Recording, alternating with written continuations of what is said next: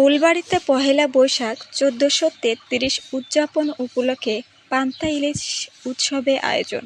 মোহাম্মদ আশরাফুল ইসলাম, দিনাজপুর থেকে পাঠানো তথ্যচিত্রে বিস্তারিত।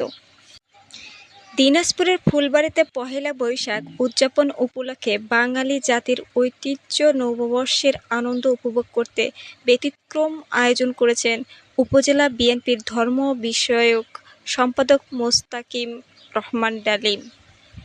আজ ১৪ এপ্রিল বিজিবি ক্যাম্প সংলগ্ন ছোয়ানী বাজারে ২ নং আলাদিনপুর ইউনিয়ন বিএনপির উদ্যোগে ৫ শতাধিক রিকশা ভ্যান চালককে একটি করে গামছা উপহার এবং ইলিশ পান্তা ভোজন উৎসবের আয়োজন করে ফুলবাড়ী উপজেলা বিএনপির ধর্ম বিষয়ক সম্পাদক মোস্তাকিম রহমান ডালিম।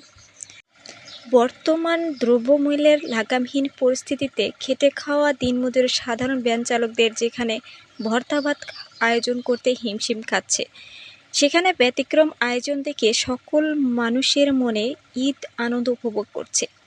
উপজেলা ধর্ম বিষয়ক সম্পাদক মোস্তাকিম রহমান বলেন, আজ পহেলা বৈশাখ ১৪৩৩ উদযাপন উপলক্ষে ৫ শতাধিক দিনমজুর ভ্যান চালকদের একটি করে গামছা ও পান্তা ইলিশের স্বাদ গ্রহণের লক্ষ্যে উপজেলা ২ নং আলাদিপুর ইউনিয়ন বিএনপির এই আয়োজন। এখানে ৩টি পয়েন্টে এরকম আয়োজন করা হয়েছে।